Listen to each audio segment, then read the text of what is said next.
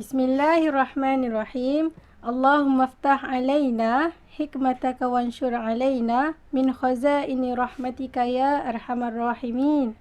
Rabbi shrah li sadri wa yassir li amri wahlul 'uqdatam min lisani yafqahu qawli. Rabbi zidni ilman warzuqni fahman waj'alni minas salihin. Innahu min Sulaiman wa innahu bismillahirrahmanirrahim.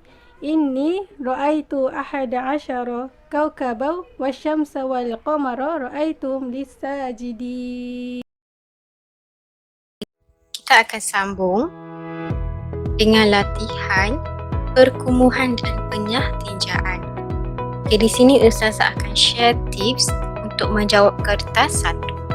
Okay, dan nak periksa, jadi awak perlu ada tips dan awak juga perlu ada latihan.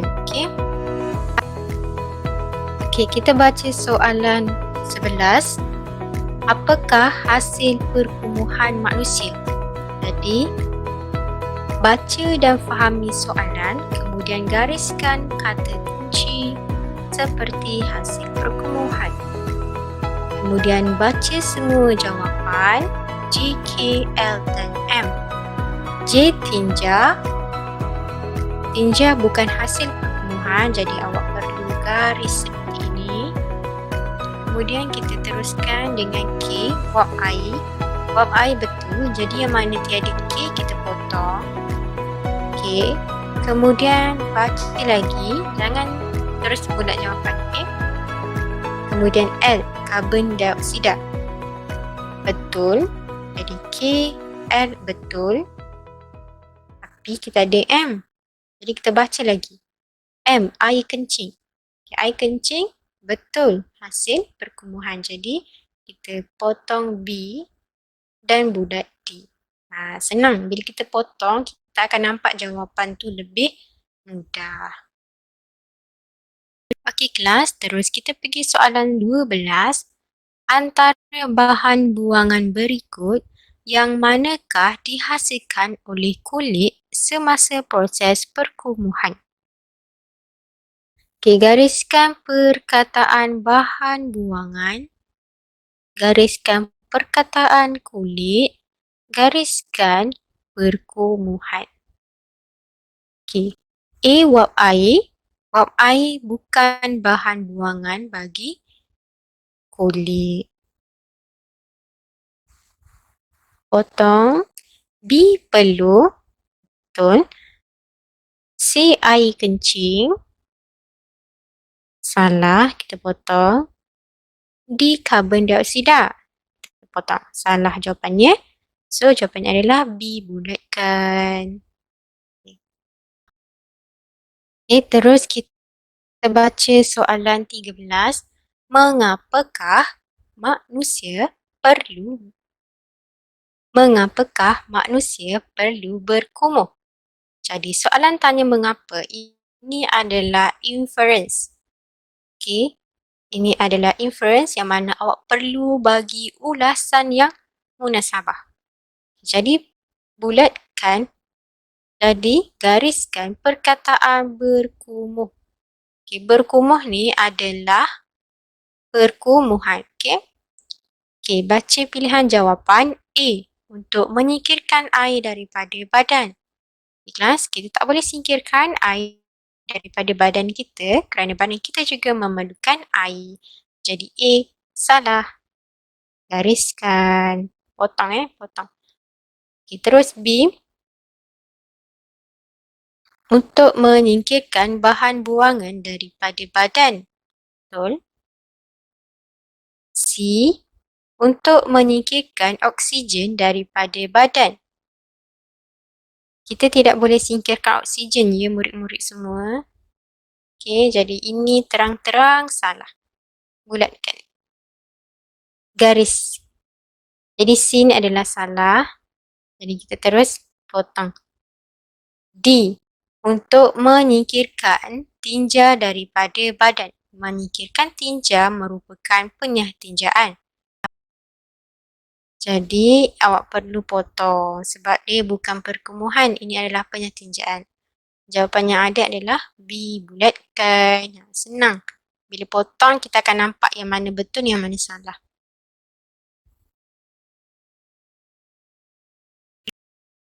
Okey, soalan 14 diberi petikan ataupun pernyataan, jadi kita perlu baca. Okey. Organ P menyingkirkan wap air dan karbon dioksida. Baca kehendak soalan. Apakah organ P? Jadi apa organ P? Okey. First, kita perlu gariskan menyingkirkan wap air. Gariskan karbon dioksida. Okey. So nak tahu apa organ? Gariskan perkataan organ. Ginjal. Ginjal menyingkirkan air kencing. Salah. B. Peparu. Peparu menyingkirkan karbon dioksida dan juga wap air.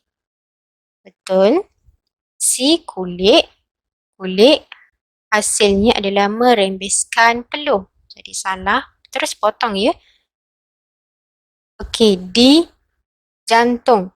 Jantung fungsinya mengalirkan oksigen ke tubuh badan. Jadi ini adalah salah. Terus potong.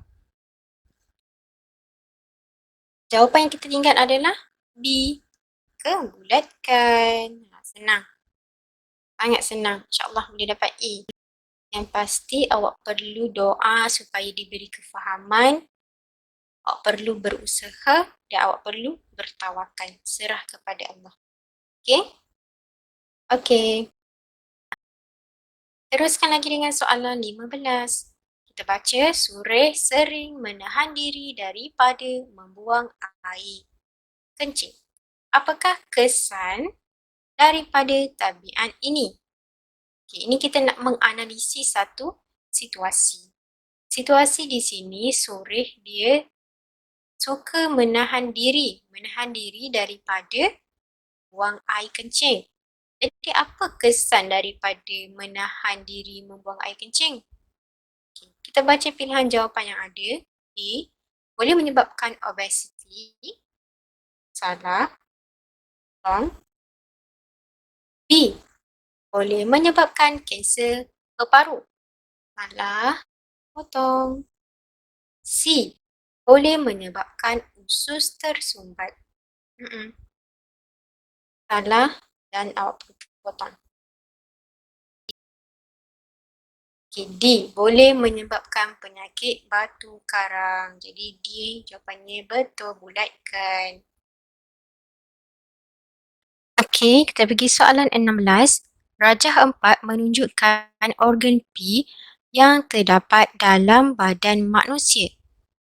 Apakah bahan buangan yang dikumuhkan oleh organ P?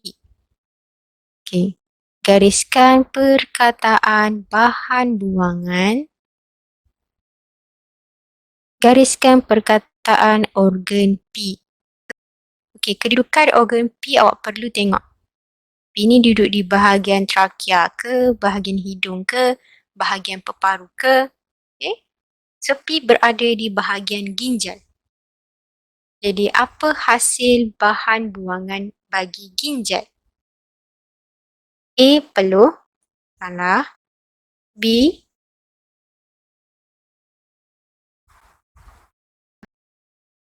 Soalan 17.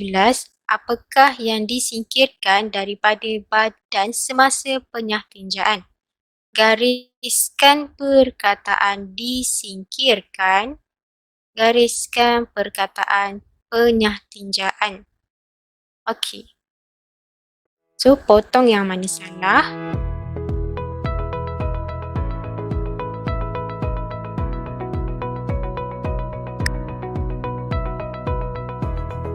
Soalan 18. Apakah yang akan berlaku jika bahan buangan tidak disingkirkan daripada badan manusia? Okey, pernah tak awak fikir daripada awak baby sampailah awak dah besar ni, okey, kalau awak tak kencing, kalau awak tak buang air besar, okey, kalau peluh tak keluar, apa akan terjadi pada badan kita? Okey, jadi awak perlu bersyukur. Okey, jom kita tengok pilihan jawapan yang ada yuk.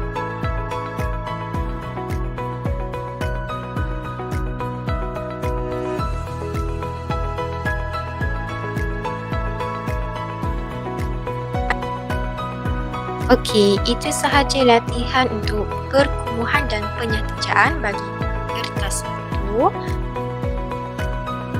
InsyaAllah kita akan sambung dengan kertas 2.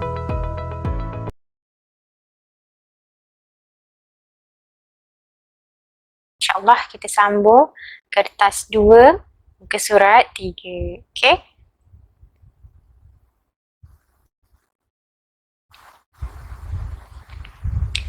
Okey, pernafasan manusia. Manusia perlu bernafas untuk hidup. Darjah 1.1 menunjukkan organ pernafasan manusia. Okey. A. Labelkan bahagian yang ditunjukkan dalam darjah 1.1 dengan betul. Okey, labelkan. Jadi awak kena tulis nombor 1 ni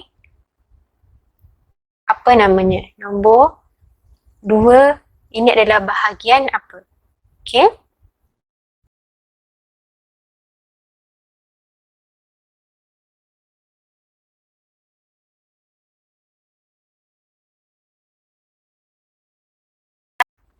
Okay, terus kita pergi pada soalan B.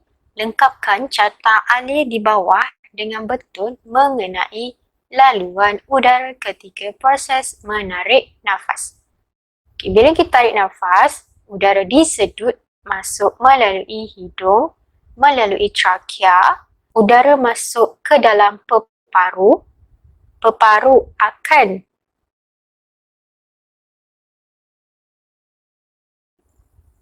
dada akan naik ke atas. Okey. Dada akan naik ke atas. Kemudian udara yang disedut mengandungi lebih banyak oksigen. Okey, C. Lengkapkan carta alih di bawah dengan betul mengenai laluan udara ketika proses menghembus nafas berlaku.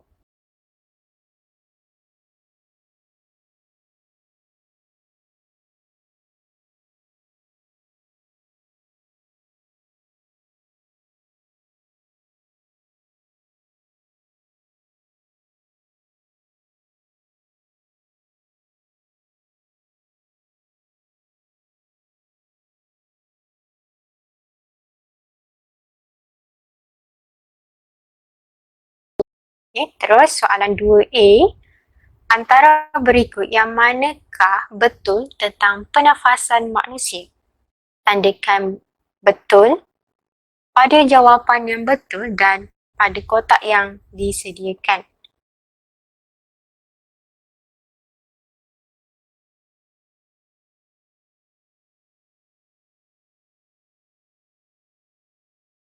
Labelkan pergerakan dada ketika menarik nafas dan menghembus nafas pada darjah 2.1.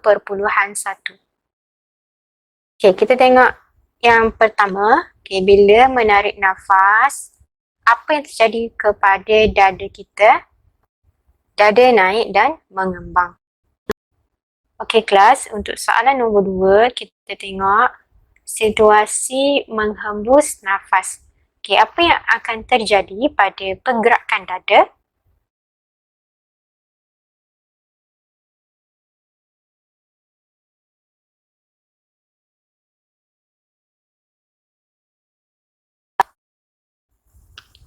C. Di manakah proses pertukaran gas berlaku? Okey, proses pertukaran gas berlaku semasa berada di peparu.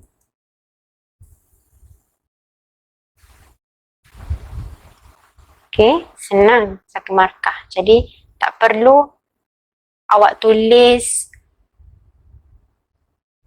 proses pertukaran gas berlaku di peparu. Okay, tak perlu. Bila awak tengok soalan ini adalah satu markah, okay, bila awak tengok satu markah, awak hanya perlu nyatakan terus. Tak perlu awak ambil balik perkataan proses pertukaran gas berlaku. Okay, tengok markah, bila satu markah, jawapan dia adalah straightforward only. Alright, soalan 3. Rajah 3 menunjukkan 4 jenis aktiviti yang dilakukan oleh 4 orang murid pada waktu lapang.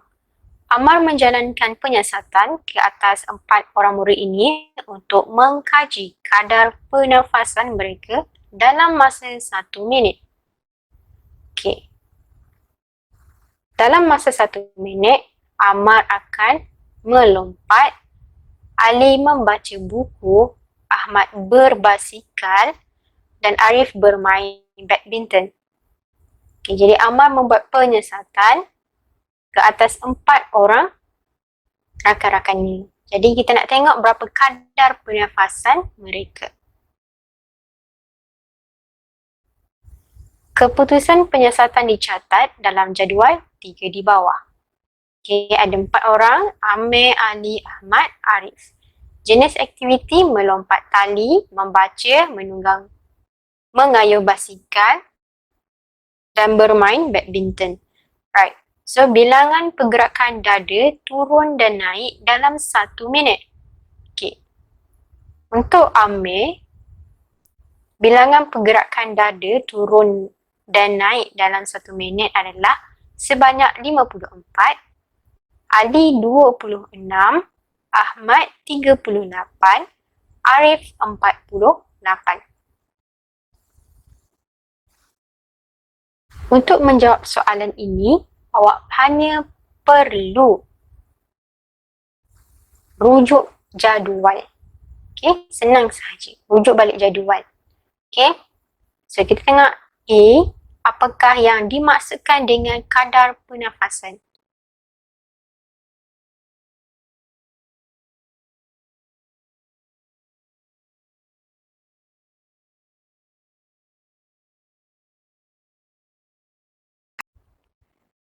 Jadi jawapannya adalah kadar pernafasan adalah bilangan pergerakan dada naik dan turun dalam 1 minit.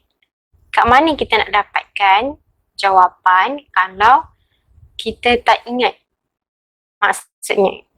Okay. Tengok semula soalan. Okay, kemudian awak gariskan kata kunci. Okay. Kata kuncinya adalah kadar pernafasan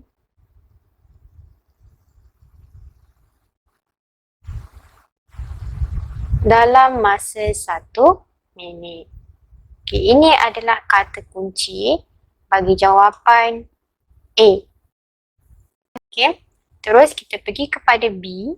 Aktiviti yang manakah yang menyebabkan kadar pernafasan paling tinggi? Okay, jadi awak kena garis supaya awak tahu apa soalan nak. Okay.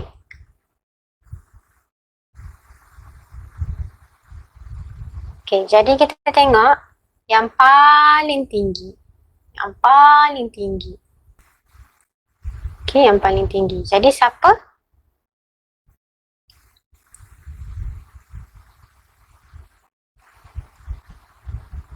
Jadi aktiviti apa?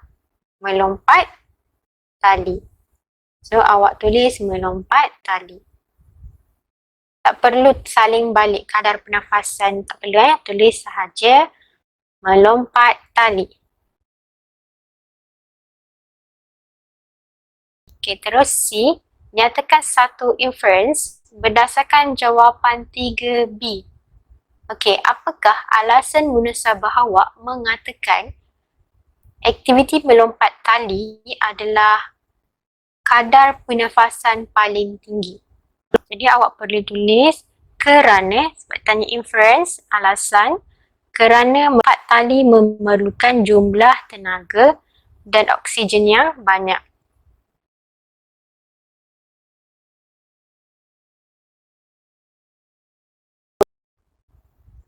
Okey, terus kita pergi kepada D. Berikan satu hipotesis berdasarkan penyiasatan di atas. Jadi apa hipotesis awak berdasarkan penyataan di atas? Okey, bila hipotesis, awak perlu ada pemboleh ubah dimanipulasi dengan pemboleh ubah bergerak balas. Okey. Tengok balik jadual. Okey, tengok balik jadual. Okey, pemboleh ubah dimanipulasi adalah jenis aktiviti. Saya letak PM ya, kita dah belajar PM. Kita dah belajar PMPB iaitu pemboleh ubah dimanipulasi dengan pemboleh ubah bergerak balas. Okay, jadi bilangan pergerakan dada turun dan naik. Jadi bilangan pergerakan dada turun dan naik dalam masa 1 minit adalah PB, pemboleh ubah bergerak balas. Okey. Andai kata kita tukar aktiviti, bilangan pergerakan dada juga akan berubah. Jadi bila kita nak buat hipotesis di sini, kita gunakan konsep semakin PM, semakin PV. Okey. Okey kelas, dekat sini ada jenis aktiviti yang berbeza dan tahap kecerdasan aktiviti ini juga berbeza. Jadi semakin cergas aktiviti yang dijalankan, okey, semakin tinggi bilangan pergerakan dada turun dan naik dalam masa 1 minit. Okey. Jadi kita tulis jawapan dekat sini.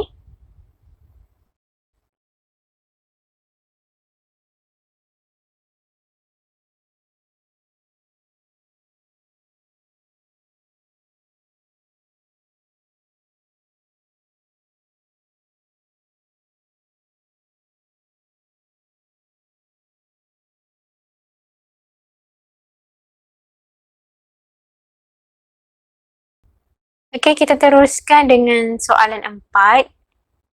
Rajah 4 di bawah menunjukkan masalah pernafasan manusia. Okey, boleh perhatikan gambar dalam buku awak. Okey, seorang pelajar ini ada masalah pernafasan dan memerlukan alat bantuan untuk bernafas. Jadi penyakit ini dinamakan sebagai asma ataupun lelah. Okey. Awak tulis asma. Okay, saya terima perkataan asma ataupun jawapan lainnya adalah lelah. Okey. So kita sambung B. Apakah salah satu faktor menyebabkan penyakit tersebut? Gariskan perkataan faktor.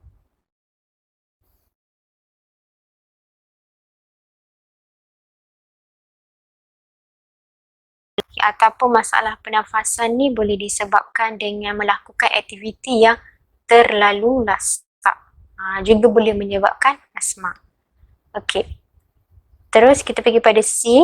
Nyatakan 3 situasi yang memberi kesan terhadap pernafasan manusia. Okey, apa 3 situasi yang memberi kesan terhadap pernafasan manusia? Okey, awak boleh buka buku teks muka surat 35. Okey, awak boleh ambil situasi.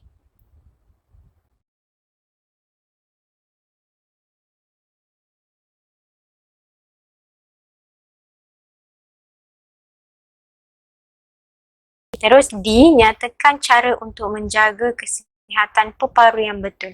Apa cara kita nak menjaga kesihatan peparu ni?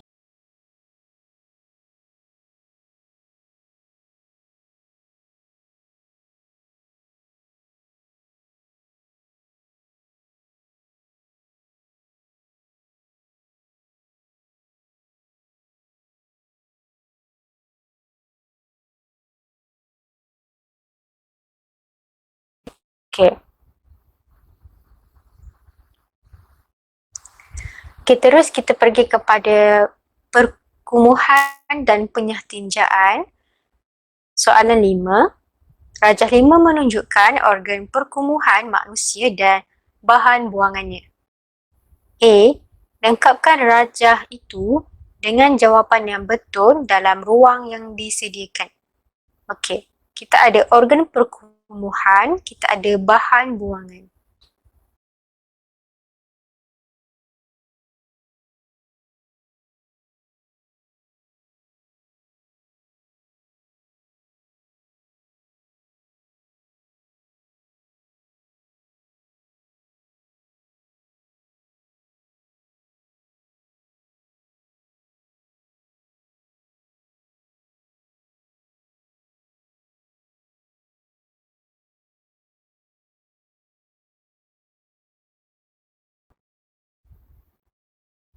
Okey, B. Rajah 5 menunjukkan sistem pencernaan manusia yang terdiri daripada usus besar, usus kecil dan dubur. Proses yang terlibat dalam sistem ini ialah penyahtinjaan. Apakah maksud penyahtinjaan?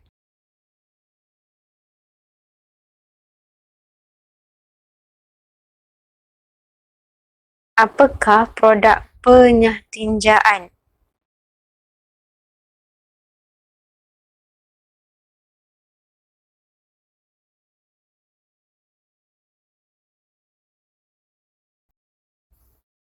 Okey, terus kita pergi kepada soalan 3. Gariskan jawapan yang betul. Bahan buangan daripada badan akan menjadi toksin jika disimpan terlalu lama di dalam badan manusia. Jika proses perkumuhan dan penyahtinjaan tidak berlaku, manusia akan mendapat penyakit seperti gastrik, batu karang dan luka atau sembelit. Jadi soalan bagi tahu untuk gariskan.